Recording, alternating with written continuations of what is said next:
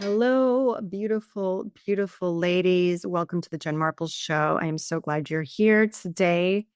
We have got a double team. We've got Team Dina. So we've got Dina times two, Dina Alvarez and Dina Aronson on the show today to talk about their new fabulous anthology.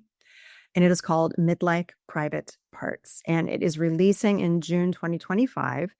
And I was able to read this book, an early galley of it, and I can attest that the stories included in this anthology by many different writers are fabulous. And fabulous in the sense that it's not all cheerleading, it's that women are going out and speaking on a couple different topics and sharing really deep truths within those topics. So from, empty nesting to career pivoting to menopause raging and being on the brink of divorce to, living life on your own terms, to rediscovering pleasure. I mean, they really cover so much. And I just really loved this book so much because, y'all know my theory about everything. And that is when we share our deepest truths and do life together, we feel more connected and less alone. And that's what this beautiful book does. It makes you feel more connected to other women and less alone, because there's no sugarcoating in this book. There's no sugarcoating. There are deep emotions. There are women talking about, cancer journeys. They are talking about, parents dying. They're talking about, almost literally being on the brink of divorce. Women talking about empty nesting. I mean, getting really into it, and but it's all very hopeful as well. So it's like with everything here and on the show, we talk about the yin and the yang of everything, of like how, midlife is a both and. It's the yin and the yang. It's good and it's bad, but it's good, So, we're here, we're alive, we're doing the thing. And we simply need to know that other women are dealing with the same things we are.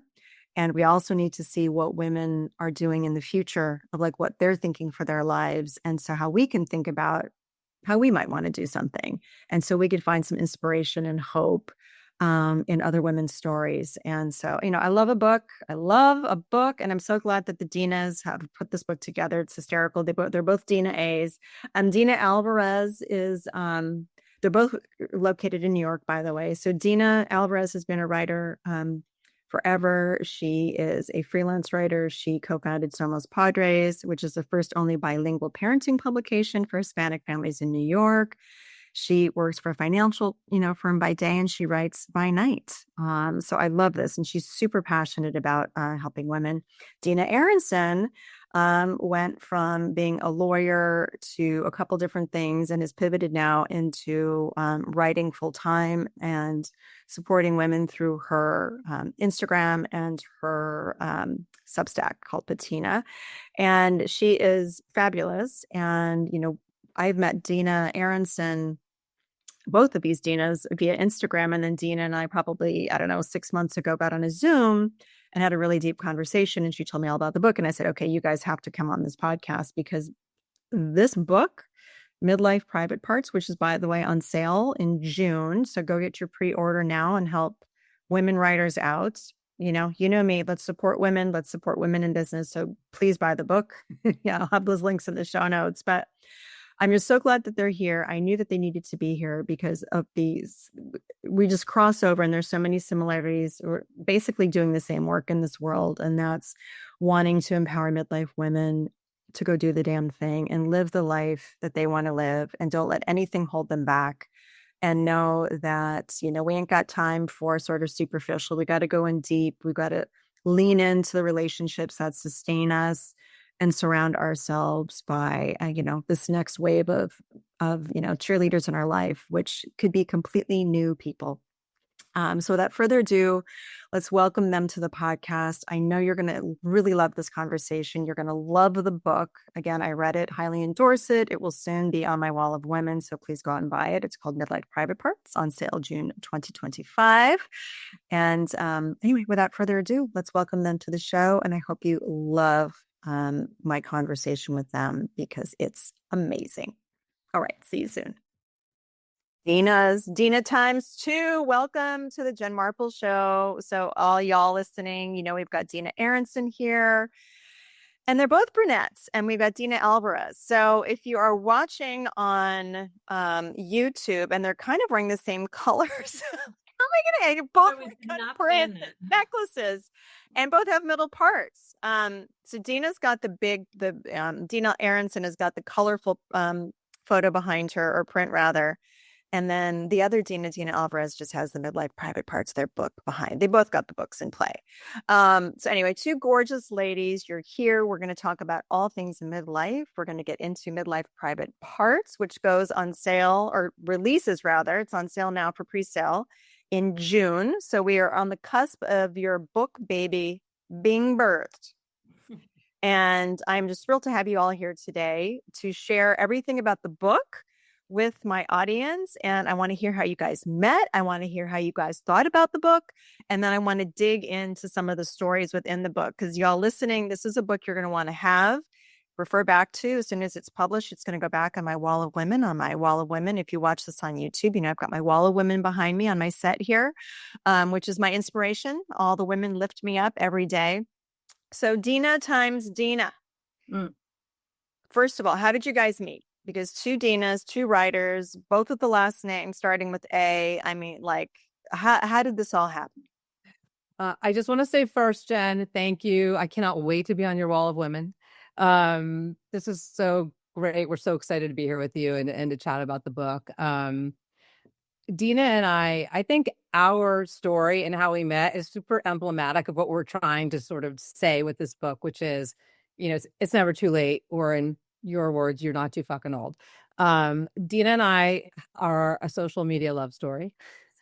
We did not meet until we were in our 50s. It was during the pandemic. Many of us had taken to being online, and we ended up at a dinner together. We didn't really know each other even before. I don't even think we were following each other, Dina. And we ended up at this dinner, and Dina walked in, and you know, in life, sometimes you have an instant connection. Dina, would you say that's what happened? I walked into the restaurant, and Dina was sitting down, and she got up right away and said, "I feel like I know you my whole life." And it was just such a kindred spirit kind of moment. Like, the connection was so real. I can't say I've ever experienced that before. And I love that it happened in midlife. For me, because I think we're always told it's hard to make friends as we get older, and friendships change, and you have your legacy friends, and you have, you know, your work friends. But it was such a beautiful thing for me personally to meet Dina. And so it is kind of like a social media love story. She's absolutely right. That is exactly how we met. But Jen, I also want to tell you, later that week, and we're in New York City, it's pretty big here. And later that week, I'm walking on the street, and I ran into her. We ran into each other on the street in New York City. So there was, I don't know, sort of a fated, you know, meant to be kind of quality to this relationship. Well, I love this for several reasons, and I've talked about it on the show here too. And I know people feel like it's hard to meet people at a certain age, but I feel like ever since COVID happened, I've met the most amazing women. A and B, as soon as I decided to step into this whole new realm of the podcast, and just stepping up and out and deciding, okay, I'm going to go out there in a big way and support women, it has opened up. I've met you guys. I've met so many beautiful women, so many of whom are in your book and who have been on this podcast and who have become dear to me. And I know that these women are very special. So the same, you kind of met and fell in love. I have so many of those people. I mean, Dina, when you and I first connected, I mean, even online, just in the virtual streets, like, oh my God, I love her. And it's a true love. It's not like, oh, love you. I really, truly feel like there's this elevation happening in this world, and women are really being called to step up in new ways. And the fact that you guys met in your 50s, I mean, it's just a beautiful way to kind of set up talking about your book, because so many women are sitting around going, is it over for me? I'm in midlife. Can I have a next chapter? Well, you can have 25 next chapters. That's what you're going to realize after you listen to this conversation, everyone. But the fact that you met over 50, you have a bona fide published book about to be birthed in a month because of this connection. And you leaned into the connection too, which I love. You're like, there's something here, so let's explore it. And then now you've got this beautiful book. And then this book is also shining light on these other women, these beautiful women who you featured in the book. And they've got their own essays going really deep, talking about their own transformations or different points in time. So I just love how all of this, you all know, listening, this is what gets me fired up and why I wake up in the morning. Women supporting women, sharing our truths, leaning into each other, and realizing that this phase is filled with possibility. I just want to give a shameless plug to some of the authors that are in the book, because these are women that are either, well, let's start with all the ones that have been on the show. And I'm going to link those fabulous guests here later in the show notes so you guys can go back and listen to them as you're purchasing your book on Amazon. So you get that ready to roll. So that's dropped in June.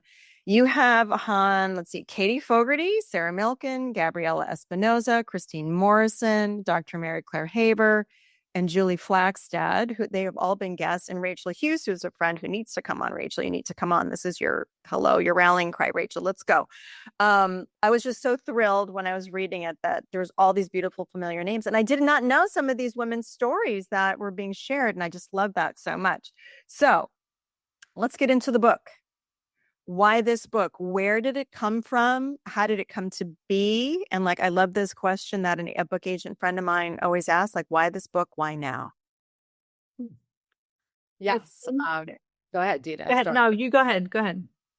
Okay. See, this is the fun of having the two Dinas on. We also think alike a lot of the time. I'll just start by saying I was already sort of writing in this space, and one of the motivations for me to make my midlife pivot and get into this space is that there was really no content that was reflecting like what was going on in my life, the good, the bad, like there's just all of this stuff converging as we move into midlife. And some of it's pretty amazing and some of it's pretty hard. There's this really kind of paradoxical, thing happening.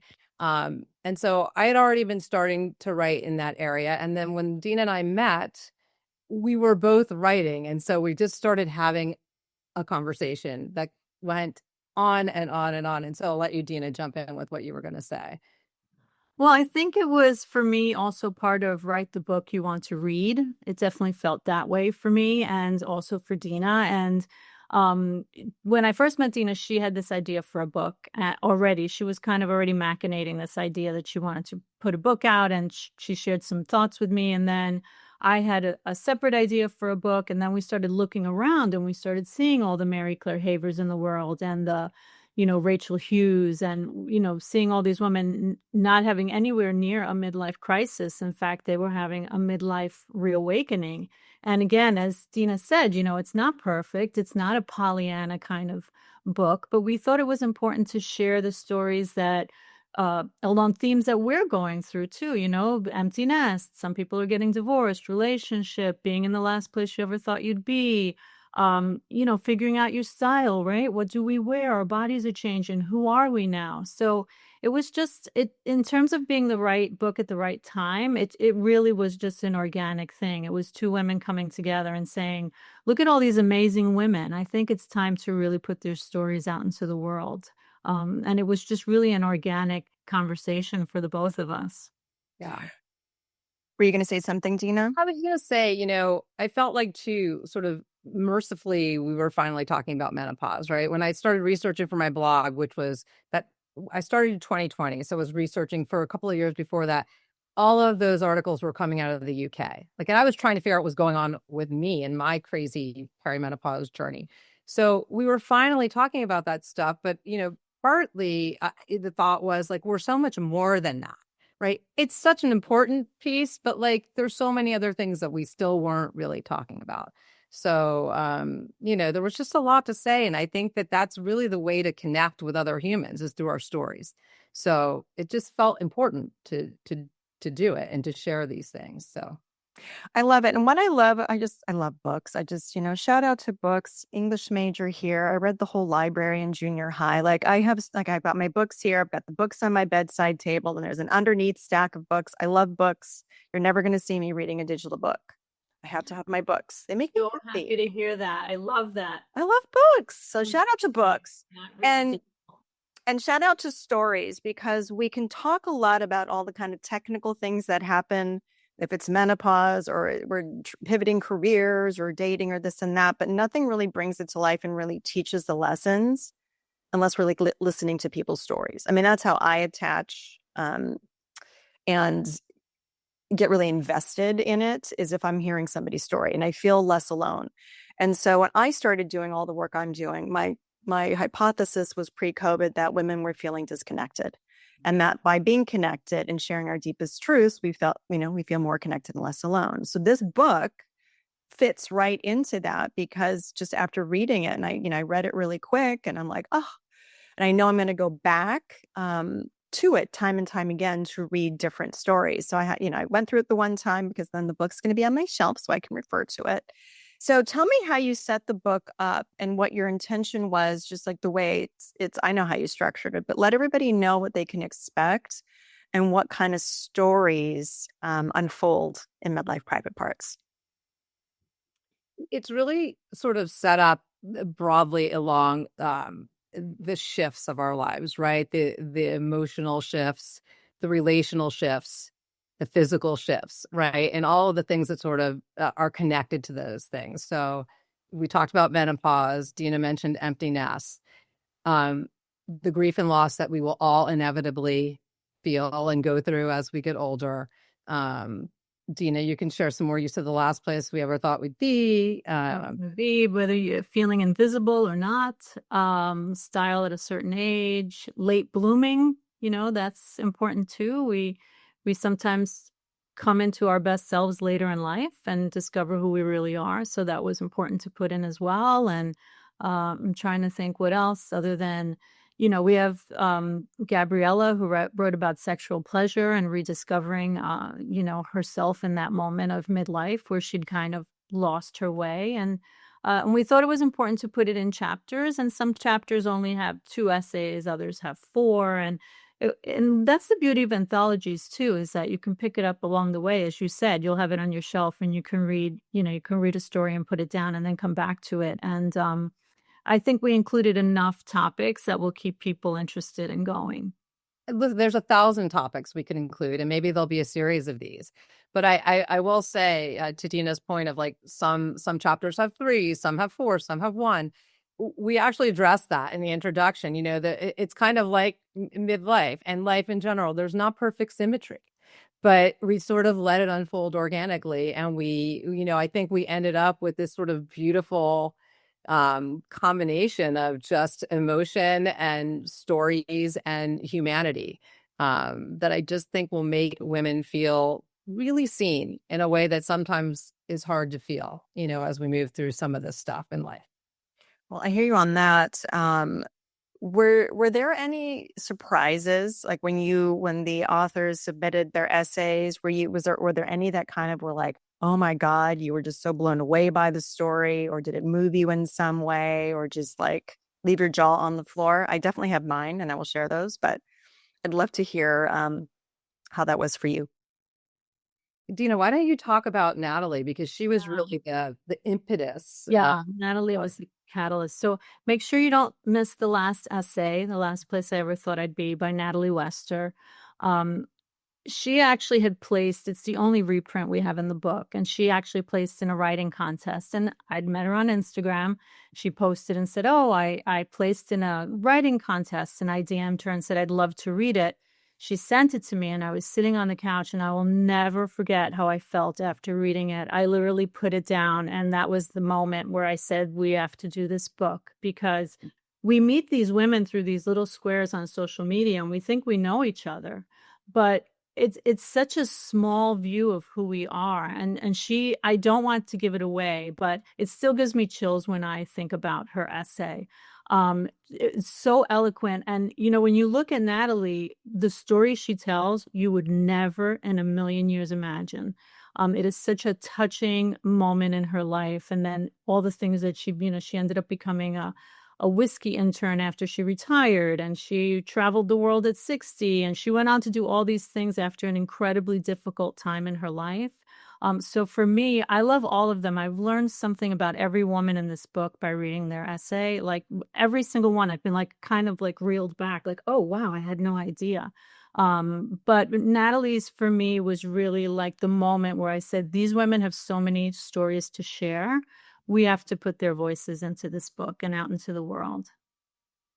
And Dina, let you, I don't know who you. Yeah, no, I mean, that's really a great answer. And it's really hard for me to say, like, because they all blew me away for different reasons. I think for me, what blew me away was the willingness to be so raw, the willingness to be so vulnerable. I mean, that's what blew me away, like story after story. And I know you read it, Jen. Like that's what it's really what we wanted, but you don't know when you reach out and say, hey, write us a story. You don't know what you're going to get.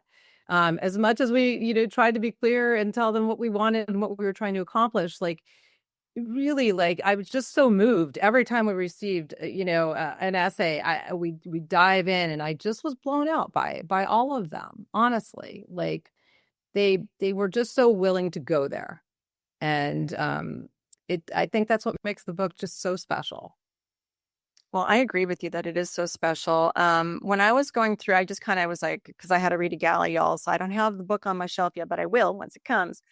Because I like to write notes and put my stickies in books. Yeah. It's not like I have to screenshot. I had to do it like the tech way. But I remember, I was sitting on the couch reading, and there was the one by Please Please Me by Laura Freeman Williams.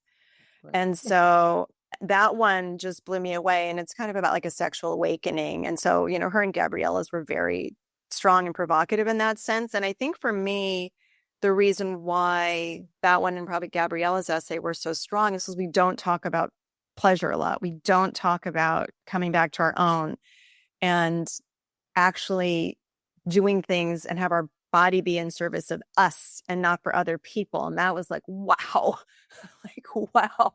So that was, y'all, that was just one essay. But even reading the essays just about, fashion. So I feel like it really perfectly underscores really how midlife is. And it's that happy, sad, it's the both and, it's the beautiful and the fraught. And so each essay we can go into like Christine's essay, kind of thinking about fashion. And I know she's writing her a whole, she has her own book about fashion coming out in her essays and how she's lived her life through fashion. And so you read that, and then you read the one about sexual awakening. And then you read Julie's sweet one about the neighbors leaving and just that feeling of being an empty nester and how things change. I mean, that one, because I'm on the verge. I got a year and a half with my baby girls until they leave. And then, so that's me. So I'm on the verge of being an empty nester.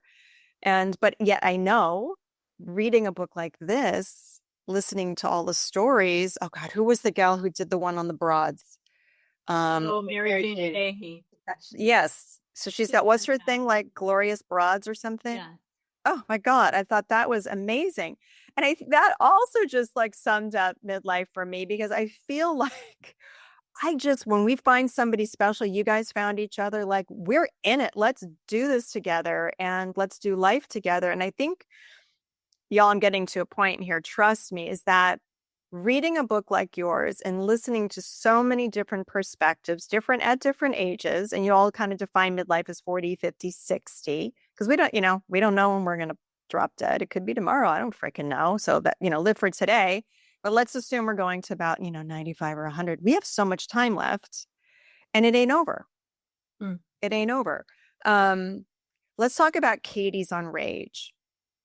Because I found that one to be really powerful too, because that was like, whoa, that happened to me. I had a point in time when I almost blew up my marriage. So shout out to Katie for being super transparent with that one. Have you gotten feedback from a lot of people who've read early copies of the ones that probably the personal stories were the ones that probably smacked them in the face?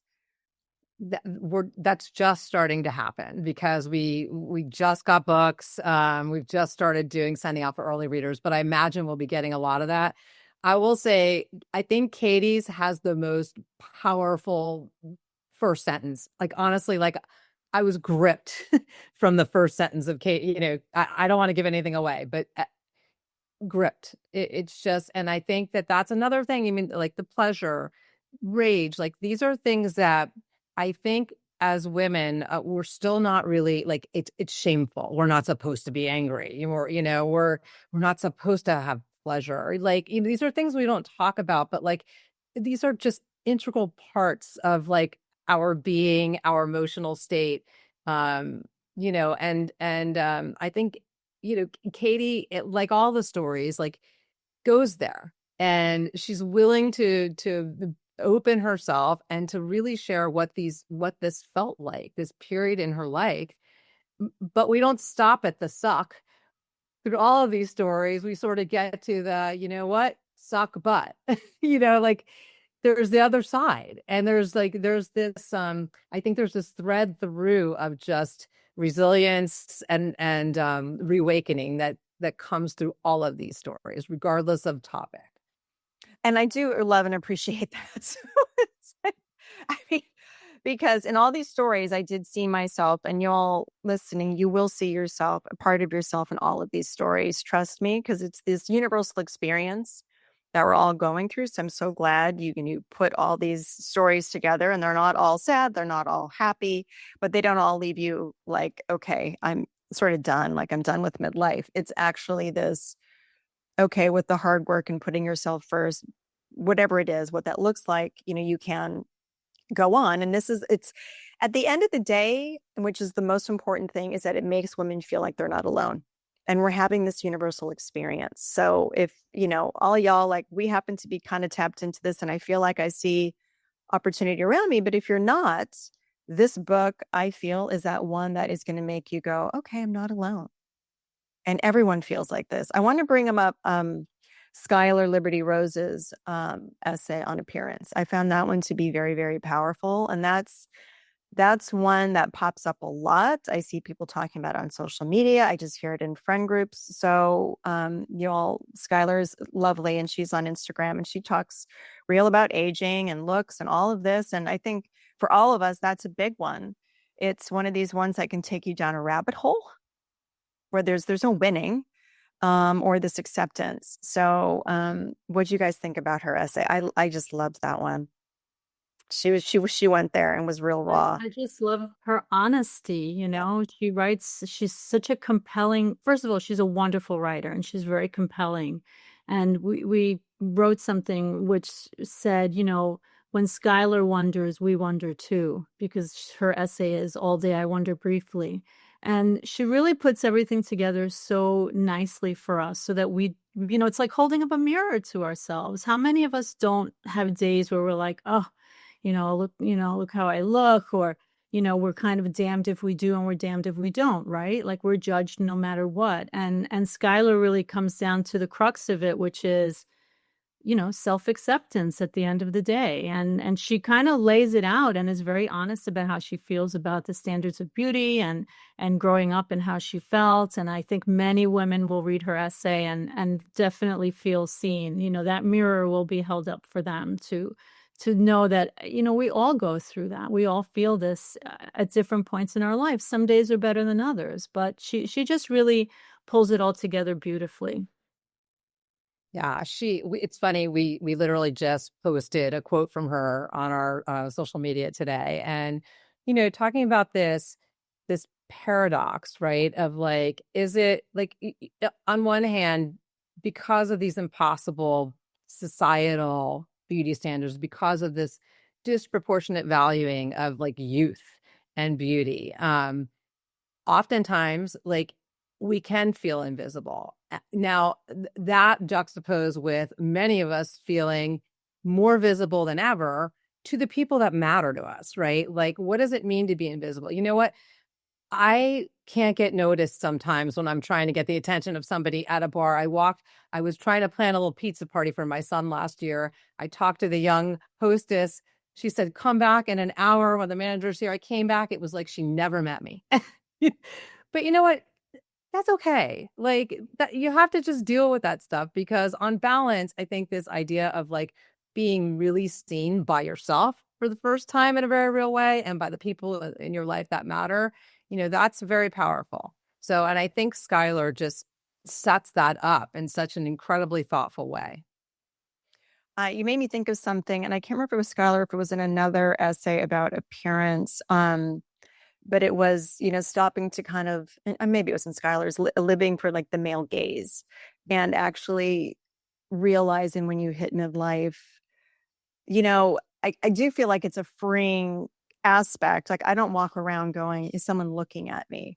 I'm actually too busy looking at other people. Like I'm looking at you, and I just happen to think everyone's so beautiful. And I tell people all the time, I'm like, everyone's so gorgeous, because everyone I feel like I'm surrounding myself with are women on a mission and doing great work. So I see, it's like the beauty from within. And, having said that, oh, Jen, Pollyanna, yeah, I do look at my neck in the mirror. Like I look at my neck. We all look at our freaking necks. I spent a lot of time in the sun in Hawaii, where I grew up with no sunscreen. And hello.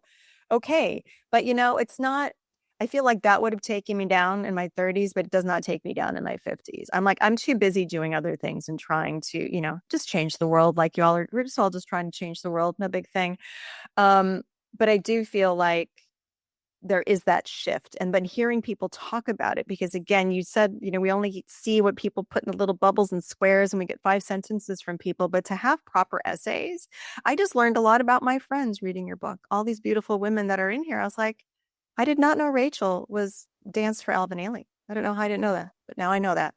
I just love this book so much, you all. It's really, it was more than I could have ever thought it was going to be. But I got to talk about your 2 essays. So Dina A, oh, there's 2 Dina A's. Oh my God. Dina A.R. versus Dina A.L. So Dina Aronson, you write a very poignant essay about your mom. Yeah. And losing your mom. And you've written about that before. And that's where we are. Yeah. And you'd mentioned it at the top of this interview. That's where we are. We're losing our parents, and we're blessed. I still am blessed to have both of mine. But literally just 2 weeks ago, a dear friend just lost her mom. Right before that, another friend lost her mom a week before that. It's starting to happen really quick now. Yeah. I mean, I'm 55. So how did that feel to write your essay? It was so beautiful. Yeah, it was hard. I thought a lot about, I mean, I always knew that's what I wanted to. As soon as we knew this book was happening, I knew that's what I wanted to talk about. And I think in large part because when my mom died, it left a lot of space in my life. And I started to feel very compelled. Once I sort of could see it all, I started to feel very compelled to use that space to create something to honor her, and something that would be meaningful and impactful. And I also thought a lot about the idea of almost losing her when I was a very young woman, and then losing her, 30 some odd years later, and what those differences are. And the truth is that it was still really, really hard. And I think that sometimes we get to this point in life when we think we're supposed to have it all figured out, and I can handle it, and I can do, you know what, like we're going to fall apart sometimes. And, I fell apart a little bit. I wasn't expecting the disorientation that I felt. I really that was a surprise to me. I really I just made this sort of career pivot over the last few years. I was feeling super connected to my work and what I was doing and rooted. And then suddenly I was questioning everything. Who am I? What am I doing? It really it threw me. I didn't think I'd be questioning my identity. So in some ways, I want, because everyone's going to go through this in some form. And I want people to know that you have permission to fall apart, you have to allow yourself to feel through this, because if you don't feel through it and you don't allow it to process and metabolize, you can't move forward. And so, yeah, you shouldn't feel bad because you don't know how to handle it, because nobody knows how to handle it. It's this is the first time you go through, losing a parent or a friend or whatever it is. And so, yeah, it was important to me to honor her, and I wanted to be able to help other women that were experiencing the profound sense of just disorientation, identity shifting, all of those things. That's well, thank you for sharing all that. And it's part of the whole theme of this book and midlife. It's a huge identity shift and change. And I think you just made me think about something that, it's coming for all of us. Those changes are coming for all of us.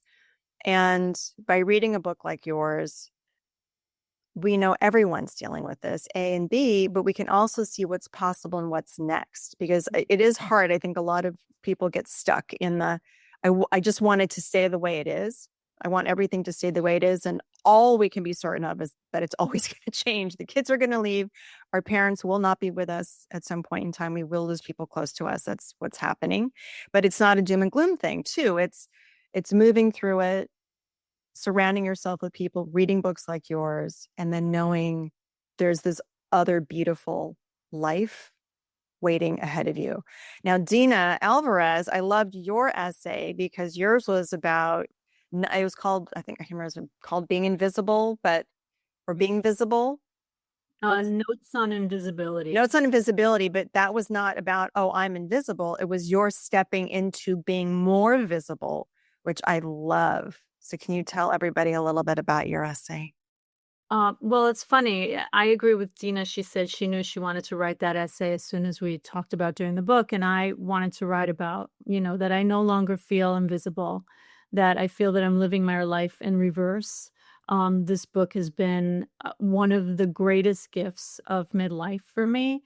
I never had a single photo of myself on social media or on any account ever until I think I was 52. It was 2020. And my son said, oh, you like photography. Why don't you post a picture of yourself on, Instagram? And, at that time we were all so bored to tears. I think we would have done anything. And I did it. And my family was like, who are you? And so that kind of began the story of not feeling invisible, which is through the connections I made on social media. I started writing again.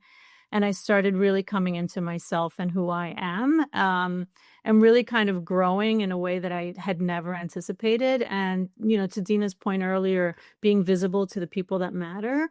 And, the male gaze is, not of no interest to me anymore. And it's a beautiful, freeing moment. But the people that matter see me. And I'm more curious than I ever was. I ask more questions, and I'm very compelled to listen more, to learn about people. I'm very interested. And so when you're interested in that way, you become more visible, because people are, you become more interesting the more interested you are in others. And so I think I suddenly came out of, being shy and quiet and the introvert, thanks to, COVID, and wanting to finally, feel seen, heard, and understood, which is, the basis of this book. It's something I went through on a very personal level.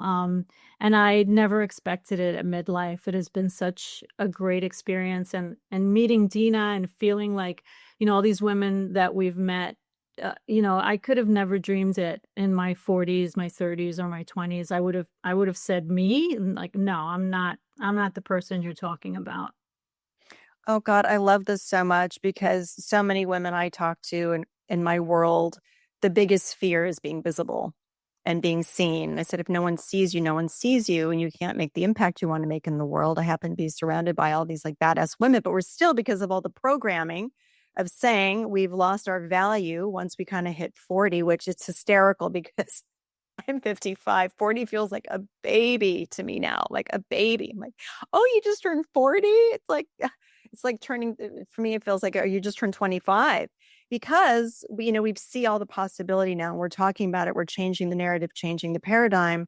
So it's time. And like, you had that bravery to go out and do it. And that's a big part of the reason I do this show, is just to, obviously know you're not too fucking old, and just go take the chance, because you take the chance. You met at the dinner party, you saw each other on the street, you guys took the chance. You're like, why not us? Let's go do a book.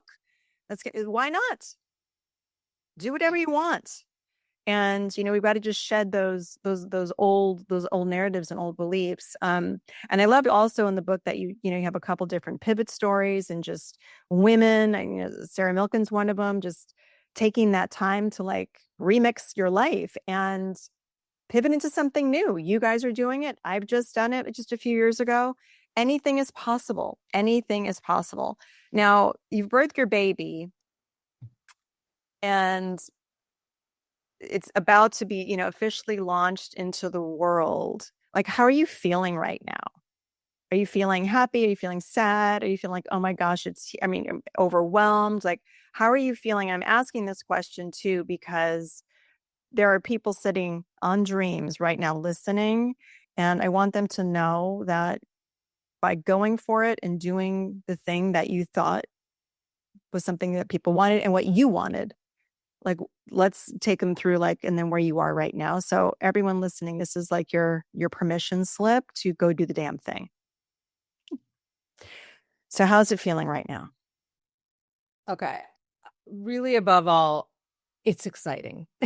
It's like, we unboxed some books last night, and I held the book in my hand and I was like, it feels magical. Like, to know that, like, you had this idea, and some of this has been a slog, Jen, but, like, Of course. a joyous slog though, because all along the way there was connecting and community and building that together. And so that it's just so gratifying. But yes to all the things, happy, sad, because I know, like, we're going to get to a point and we'll be done. And, you need those moments to sort of regroup and say, okay, what's next? And I think we experienced a little bit of that when the manuscript was first turned in. Because we essentially, this has been going on a long time. We started this in January 2023 in terms of, like, ideating and putting it into motion. And so when we turned the book in October, I didn't expect, like, I hit send on the manuscript and, like, I burst into tears, which were, like, happy tears, sad tears. My cat died on me the week before. Like, there was just, like, this release of emotion. And so I think we started to feel that, I don't know if sad is the word, but that sort of, like, space, of, like, oh my God. And now we're sort of back in, like, go, go, go mode, because we're in, promotion and publicity mode.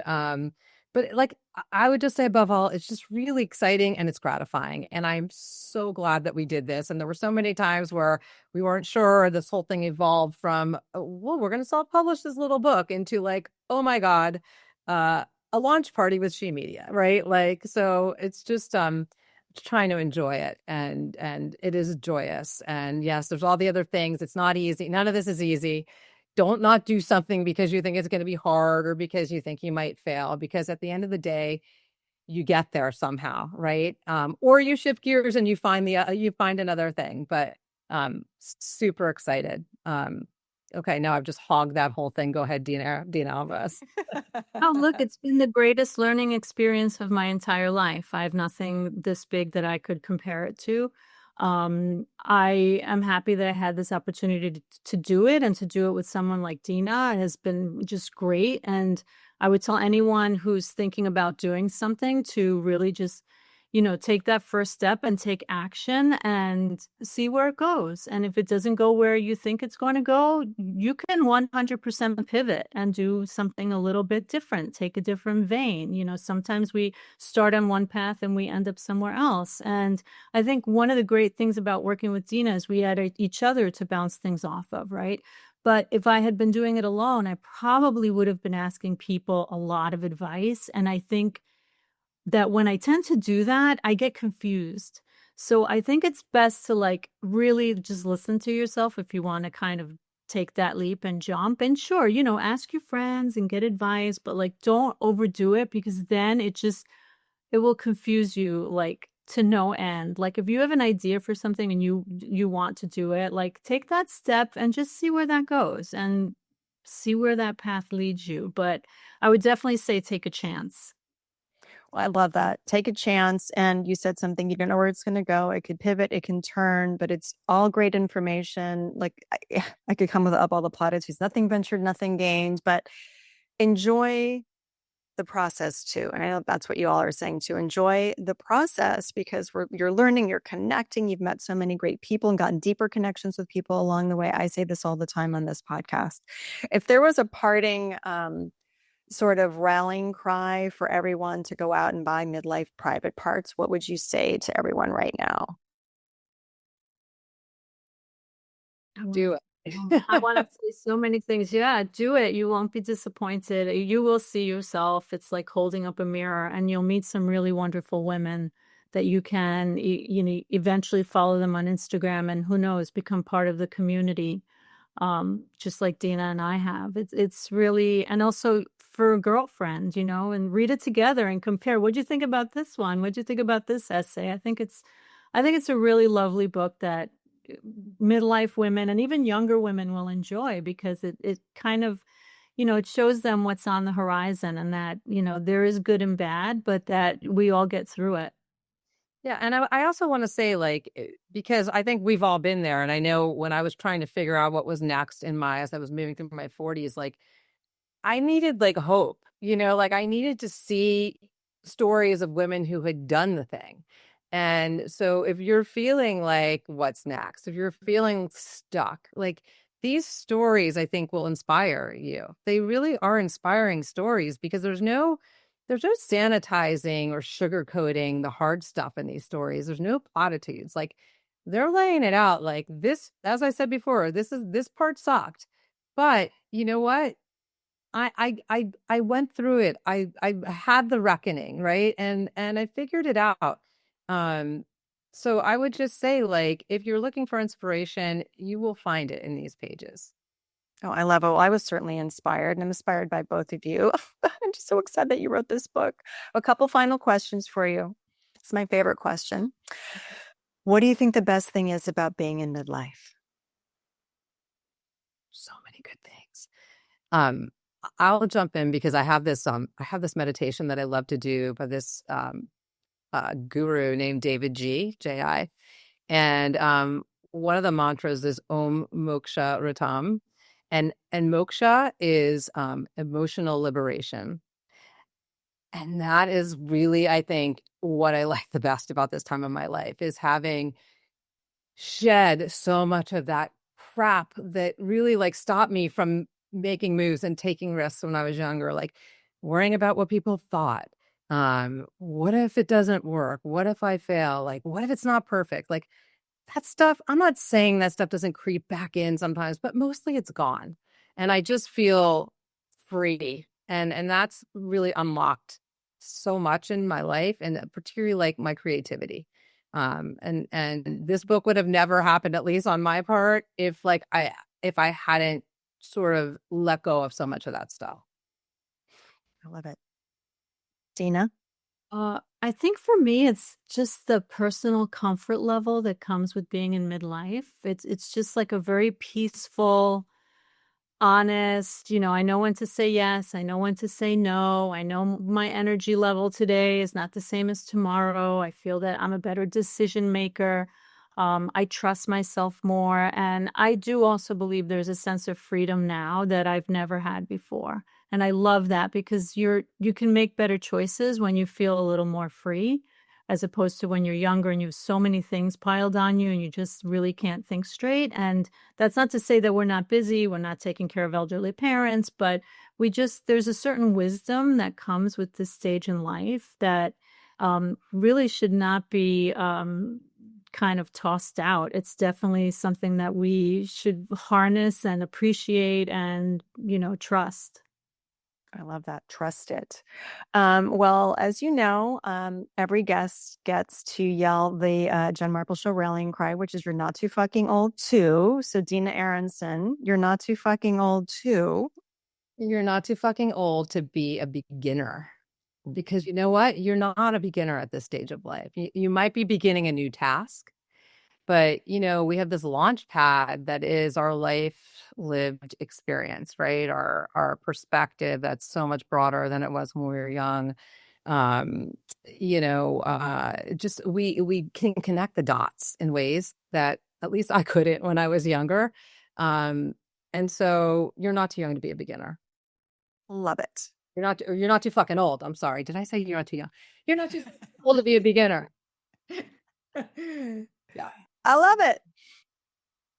Okay. Look at you, Dina. I'm not too fucking old to remain wildly curious. That's all I want to hold on to as I get older. I just want to care and be curious and, continue to want to learn. That's kind of my goal. Like you say, you love books, they make you happy. Why? Because you're constantly learning something new. So For me, it's just I want to grow old with a strong sense of curiosity. Oh, I love it. Okay, ladies. Well, it has been amazing talking to you all today. So tell everybody where they can find the book, where they can find you, get more of you, and get into your worlds. So we have a website for the book. It's www.midlifeprivateparts.com, and you can pre-order the book from the website. And you can also learn all about our amazing contributors. There's links to all of their bios on the site, and you're going to want to learn about all of them because they're all incredible. For me, I'm on Instagram at it's the name of my newsletter, Patina. So it's at Patina_life. And my Substack is Patina with Dina Aronson. And I have a Substack called A Few Good Things. And I'm also on Instagram under @TheRightStyles. I love it. So we're going to pop all that in the show notes. So all of you run out, buy the book. We need to support women writers. We need to support women in business. So let's all go buy a book. It's a really easy thing to do, and buy a book this is a really good book to buy for friends, because I love the fact that it's not just centered on one topic. It's really holistic. So this is a book that you want to go buy 5 copies of and have it in your closet. Great hostess gifts. Somebody has a birthday, pop out this book. I love to give books as birthday gifts. So buy lots of books, buy them often. And that's really what I really wanted to send everybody off to, just this rallying cry that we need to hear women's voices more. We need to share our stories. We can't be afraid to share our stories, because by doing that, we get the thing that we all want, and that's to feel more connected and less alone.